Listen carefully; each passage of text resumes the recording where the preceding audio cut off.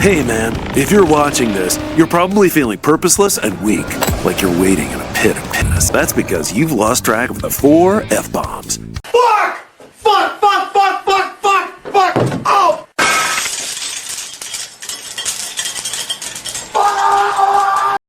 What's up everybody, and welcome back to another episode of the Lpearly Show. Today, we are talking about King of the Hill, specifically Season 15. Eagle-eyed viewers of the channel will know I'm quite fond of the hit animated TV comedy King of the Hill. I did a video on the first season of the reboot, so I figure I might as well do a video on the second season of the reboot.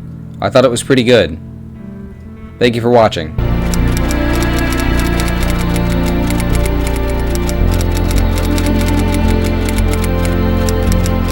All jokes aside, I thought Season 15 was just as good, if not better, than Season 14, which I thought was up there with some of the better seasons of the show. It feels strange referring to the 2 reboot seasons as 14 and 15 respectively, but I understand why it's referred to like that. Futurama's new seasons pretty much prove that people are more receptive to new seasons than a soft reboot, even though King of the Hill leans more towards the latter. I personally think another reason King of the Hill was designated as a new season instead of a separate show was so that when people go to stream the original seasons, they'll notice a couple new seasons on the drop-down menu. Anyways, let's get into the meat of things. Season 15 gave me some pretty good laughs. I caught myself laughing out loud more than a few times during the 10 episode run, and it normally takes something pretty funny to get my jaded ass to smile. I think that advancing the story takes more of a backseat this season than the previous one, which I appreciated. Some of the story stuff in Season 14 felt a little forced, but I recognize that they're probably going to do less story focused episode after they've set up post-revival Arlen a little bit. The only episodes this season that felt like massive lore dumps were the first and final episodes of the season, which I can understand. The original also had some episodes that got way too serious, so I can't really fault any of the new writers too hard. Personally, I prefer the last few seasons of King of the Hill. I thought that seasons 12 and 13 were a little bit yucky, honestly. There's some gems of episodes in those later seasons, but there's also some real stinkers. But I think the revival seasons are definitely more in line with the original seasons of the show, at least so far. Maybe the enshittification of the show will start to creep in the next few seasons, but hopefully not. I personally think King of the Hill being canceled for the Cleveland show may have actually been a blessing in disguise because it kept it from going the Zombie Simpsons route, at least for a few years. I suppose this is the part of the video where I go over what I like and didn't like about Season 15. I'll start with the stuff that I didn't like so much. For starters, while the animation is possibly a little better than the previous season, it's still not exactly great. The show is animated using these vector models that sometimes feel a little bit stiff. I think the animators do a good job of working around the limitations of these, but when they look bad, they look bad. I like the textures that are occasionally applied to make environments look less flat. I'll address the elephant in the room by saying that obviously the hand-drawn cell animations of the original are sorely missed here, but I'll be far from the last person to make that comment. I'm also far from the last person to make the comment that standards for animation have fallen drastically over the years and that King of the Hill was never exactly known for its fluid animation or striking impact frames. The reboot looks okay. Like I said, when it looks good, but when it looks bad, it looks bad. Another elephant in the room is the voice cast of this season. Ronnie Chieng as Kahn, once again, doesn't really knock it out of the park for me. I still feel like Chieng was picked for the role because somebody googled Asian comedian and threw a dart at the list of search results. Am I allowed to say he's a DEI hire? While I think he did a better job than last season, it's really not saying much. Chieng's voice is way too deep for the character, and that reboot Kahn is way less sassy than the original. It seems like Kahn maybe has a little bit more of his accent this season, but he's still missing something that was incredibly important to his character archetype as self-obsessed, constantly angry immigrant girl dad. Overall, I don't want to hate on Chieng too much, but I haven't seen a single positive comment regarding his performance as Kahn. I didn't particularly care for Ted Wasanasong's new voice actor either. Ted's character also kinda got nuked in the revival. He went from jovial rich guy who can't stop verbal stimming Americana to depressed and bitter business owner. Super nice, super nice. You are super hot. I thought it was helping you, but it's turned you into this. Oh my god, bro. Oh, hell no, man. What the fuck, man? Overall, the new voices don't hinder my enjoyment of the season too much, but I definitely wasn't pleased with them. However, I do think there are some solid recasts, and it's something that not a lot of people are mentioning. The new voice actor for Joseph does such a great job, I didn't even realize he had been recast until I was making this video. I think Toby Huss's Dale sounded a lot better this season, with the flashback episodes showing us that Huss can do a voice that is very similar to original Dale, but instead chooses to do the voice where you can hear all the spit in his throat to be closer to Hardwick's performance in the reboot episodes, which I thought was very touching and quite showing of his skill as a voice actor. Can we just let Toby Huss voice Kahn again? It's not like there's a Laotian voicing Kahn right now. Principal Moss was recast as Stephen Root, Bill's voice actor, on account of his original voice actor, Dennis Berkeley, passing away in 2013. I think Root does an amazing job as Moss as well. Jonathan Josh shows up as John Redcorn for a single scene in this season where Nancy seems to try and shake having an affair with him like she hasn't done that before. I'm sure this decision was made before Joss passed away, but it still stung a little bit knowing that this was probably one of, if not the last appearances we'll see from him. This season also did reference Lucky and Luanne, which season 14 seemed scared to death of doing. Season 15 still only kept the Lucky and Luanne mention to a flashback episode, so we didn't find out much about where they've been, but that's better than nothing. I'll be really curious to see how they handle the death of so many cast members moving forward into season 16, but overall I thought the voice cast sounded pretty good for the most part. An unfortunate issue with franchises that have quite frankly probably gone on for too long is that the voice actors start to sound kinda old. I know that sounds rude, I know aging is going to come for all of us, but we've all seen it. The Simpsons is a prime example. God bless Julie Kovner and Jan Castell and the guy that voices Homer Simpson, but Homer and Marge both sound like they're one staircase away from fucking dying. I think I'd probably sound worn out after 35 seasons too, but I understand that the money printer must keep operating at all costs. Anyways, I thought overall this season of the reboot was pretty good. I like what's being done with the humor and the setting, and I like that they didn't just do Hank Hill in 2025 doesn't understand technology 500 times. Although I fear the reboot may eventually get into some problems that the original has, like introducing too many side characters and then having no idea what to do with them. Seriously, I think Good Hank has like a 3-second cameo in this season, but I suppose I should be glad he wasn't shoehorned into an episode where he doesn't belong. Maybe he could have shown up in the episode with Luke Jr., but maybe they're gonna save that dynamic duo for a later episode. Anyways, I think I've said everything that I can say about the entire season as a whole. If you like the original series or the previous revival season, I would definitely give this one a watch. Since I've already talked a lot about season 15 in some broad strokes, I'm gonna now go over each individual episode and give you all my thoughts on them, as well as give them all an individual rating. We're gonna be going on propane tanks out of 10 here. Episode 1, Failure to Hard Launch. This episode was entertaining enough on the first watch, but I think it's mostly because the high of having an entire new season to watch was still hitting me. In retrospect, I think it's one of the weaker episodes of the season, but I wouldn't say it was terrible. The episode is kinda bogged down by the Bobby and Connie relationship development, as well as the Chain Wasanasong angle, but I thought the electric truck subplot was pretty entertaining. I don't know if the same can be said for the rest of the episode, because I thought the plot thread of Chain firing Emilio was paper thin. I know King of the Hill is one show that's not afraid to change the status quo of characters. I mean, they did kill a character in a horrific industrial accident. But were any of us convinced that Emilio was getting the boot and just not gonna come back at the end of the episode? I think the conclusion of that side plot felt pretty half-baked too. Oh no, they get locked in the freezer and Emilio has to free them. I thought it was kinda lame, honestly.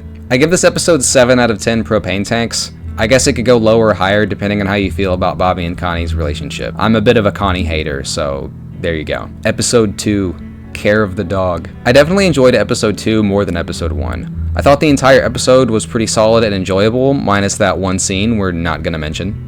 The opening scene with the Megalomart employee was funny, Hank's initial disdain for Caesar was also really fun to watch, and the Bobby and Connie stuff becomes a lot more entertaining when you introduce Min and Kahn's ugly divorce into the mix. One thing I thought was cool about this episode was how the A and B plots collided for a single scene and then split their separate ways again. You know, that one scene that we're not going to talk about. You'll see in a lot of shows where the A and B plots will combine, usually at the end of the episode, but you don't often see them collide like they do in this episode, where they converge for a single scene that we're not going to talk about, and then the two plot threads kind of go their separate ways again. Or maybe they do that a lot. I've been slacking on my sitcom watching recently. Anyways, I like this episode a lot. I like Caesar as a character, even though he's pretty much destined to be a background character who's never relevant in an episode again after this. I get he's a 10-year-old dog, so he can't exactly be written into every scenario, but I'll be shocked if he doesn't get put into a Luke Jr. situation next season. Fingers crossed they keep the dog relevant, but it wouldn't surprise me. I thought the Ladybird outro on this episode was pretty sweet as well. As someone with a senior dog myself, it had a lot of nice sentiment to it, even if this joke was fucked up. So, if you're okay with us keeping Caesar,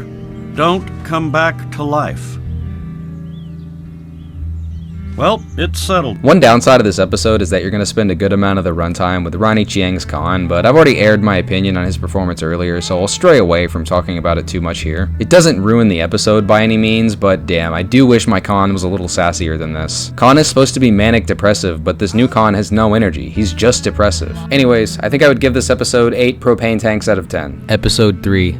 Searching for Bobby Fischer. Similar to how I thought episode 2 was a little stronger than episode 1, I thought episode 3 was a little stronger than episode 2. I thought this was a very funny episode that didn't just rely on, what would Hank Hill do if he had iPhone, for 23 minutes. Some of the jokes in this episode, particularly the twerk contest at Nurse Fest, hotel guests only, had me laughing out loud. Dale Gribble also being huge into AI slop is exactly something his character would do.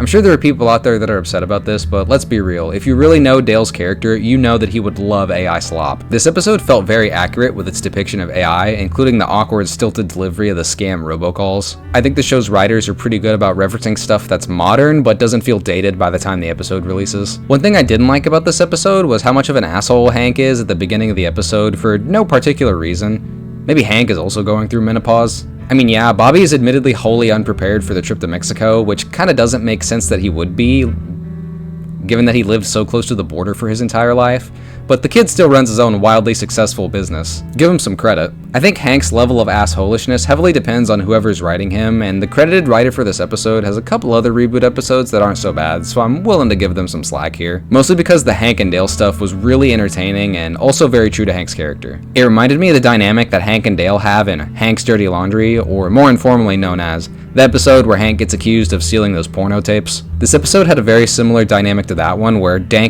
God damn it. This episode had a very similar dynamic to that one where Dale feeds Hank's delusions and makes him go off the deep end, which is honestly pretty funny to watch, as bad as that sounds. Anyways, I give this episode 8.5 propane tanks out of 10. Episode 4.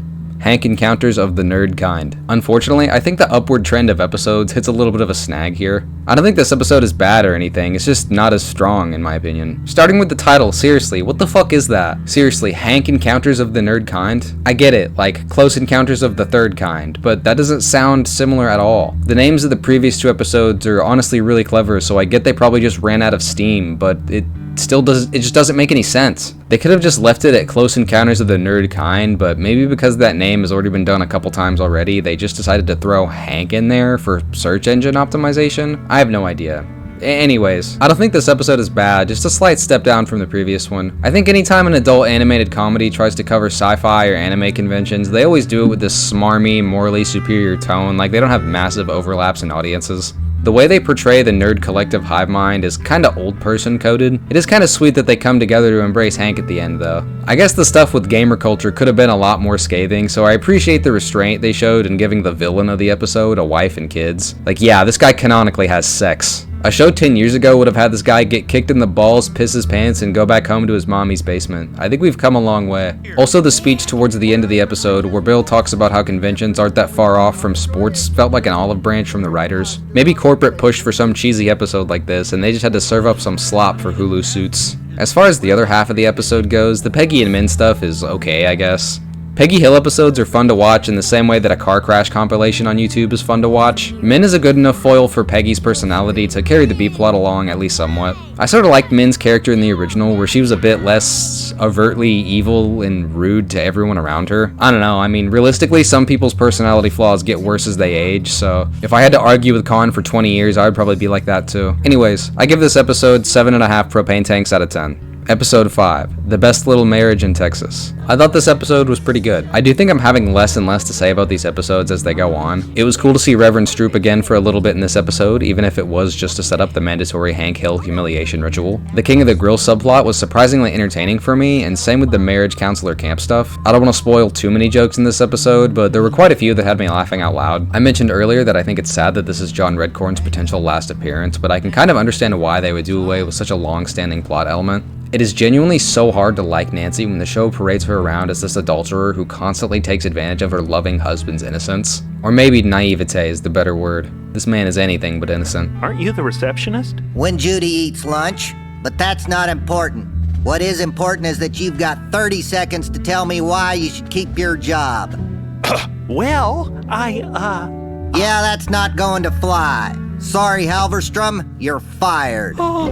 Anyways, I think I've said all I can say about this one, so I'm gonna go ahead and give this episode 8.5 propane tanks out of 10. Episode 6, Changes. Earlier on, I mentioned that Peggy Hill episodes are fun to watch in the same way that a plane crash compilation is fun to watch, or something like that. I think this episode is a great example of that. The A-plot of this episode revolves around Peggy Hill undergoing menopause, although I honestly didn't think she was acting unlike herself in the first few scenes of this episode. If you don't know what menopause is, Google it on your school computer. I thought the Peggy and Hill dynamic was very entertaining in this episode. Hank is, at heart, a wife guy, even when he's a little misguided, and this episode goes out of its way to show his good side, which I really appreciate. I understand Hank's adherence to his conservative values is basically the show, but I don't like the episodes that go out of their way to paint him like a bad guy. Like that episode where they try to act like he's an awful person for not letting an old woman fucking die in his house. I think we're all better off forgetting about that stinker of an episode. I like what Changes does with its runtime. I thought Hank Hill buying some za for Peggy was very sweet and sort of shows how differently society operates in 2026, where even a square like Hank Hill would cross state lines to buy some weed for menopause and glaucoma relief.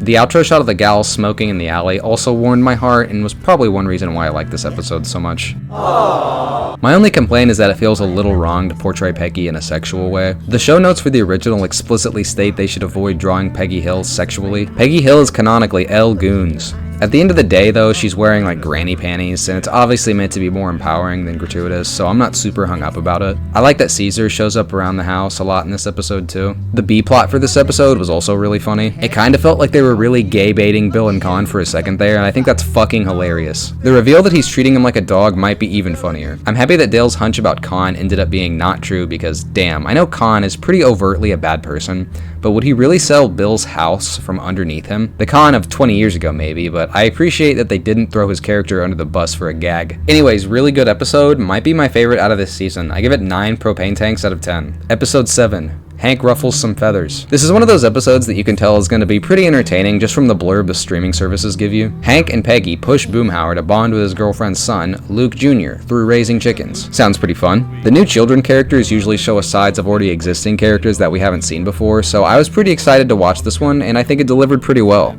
As always, Grey Delisle does an amazing job as Luke Jr.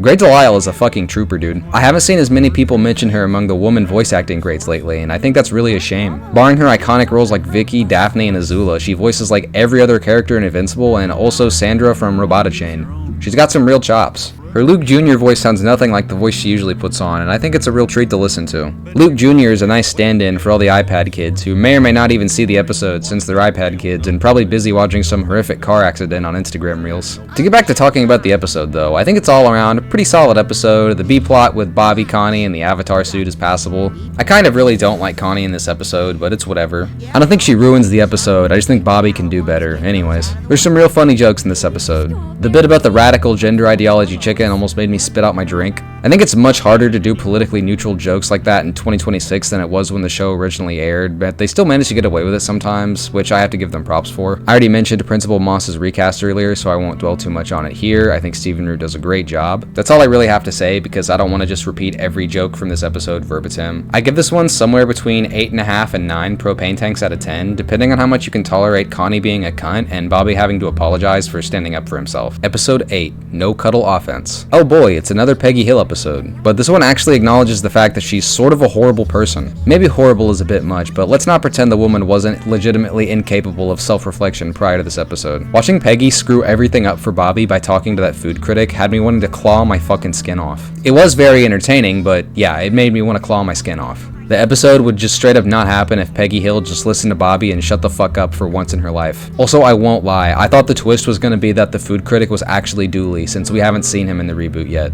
But no, he's just a random new guy. But anyways, this episode had a solid A plot, solid B plot. Bill gets caught up in some weird exploitative cuddle therapy clinic thing, blah blah blah. This felt like an episode that didn't really force a reference to anything modern, which I appreciated. They do technically use the internet to visit the homepage of the cuddle clinic, but it's on a desktop computer and not a smartphone. So points for not shoving an iPhone reference in my face. I thought that the football scene in this episode was really sweet, and the Bill napping prior to that was really fucking funny. I give this episode 8.5 propane tanks out of 10. Episode 9, Reality Bites. I thought this episode was pretty entertaining. Normally while I was watching these episodes, I would write down some stuff while I was watching the episode so I would mention it in the video, but for this one, I didn't really write anything down while I was watching the episode. I don't know exactly what that says about the episode, but I didn't have any notes for it. Make of that what you will. But I thought the episode was still pretty nice. The alley guys finding a Civil War cannon seems like a classic episode plot, and it plays out just about how you would expect. I thought the cooking show stuff was pretty fun to watch, but that's probably because it was dangling Bobby and Connie's relationship over the fire. I also kind of like slop kitchen shows due to having experiences working in a snobby dining environment, so some of the art in this episode is really nice to look at as well, especially some of the interiors and landscape shots.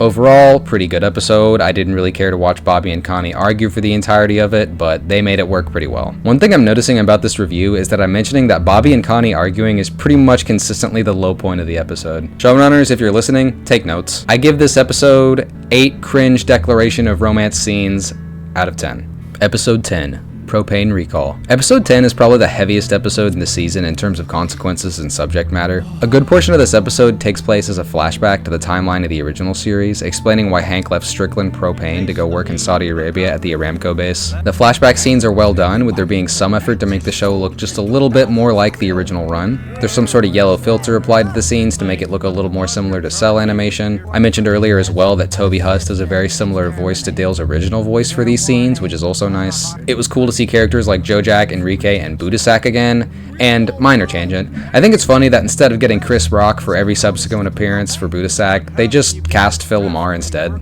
Phil Lamar is in everything now, which good for him honestly, I love Phil Lamar. So obvious spoiler warning for the finale of King of the Hill season 15 here. I'm gonna assume if you watched this far you are probably finished with the season, but I thought I would give an additional warning just in case. Anyways, I am curious to see how they're gonna write episodes with Hank Hill as the owner of Strickland now. The episodes with him in retirement were a little bit funky, but it'll also be interesting to see what they do with him in charge at Strickland Propane. I'm really hoping they don't make it to where Hank just lets Buck step all over him again. I guess we're just gonna have to wait and see. Also, I thought Bobby being a BTS fan and dyeing his hair was really fucking funny. They even referenced it in an early episode in his passport picture. On the topic of spoilers, I got the final scene in this episode spoiled for me about 17 times. I guess it's because all the AI bots that clip and post short form content from TV shows assume that the big moment of the season was Bobby Hill nutting up and staying in America, even though the actual climax of the episode would be Hank standing up to Buck in my opinion. Anyways, I would give this episode about 8.5 propane tanks out of 10. It was okay. It was really more of a story episode than a humor episode, which kinda sucks, but you gotta have them, I guess.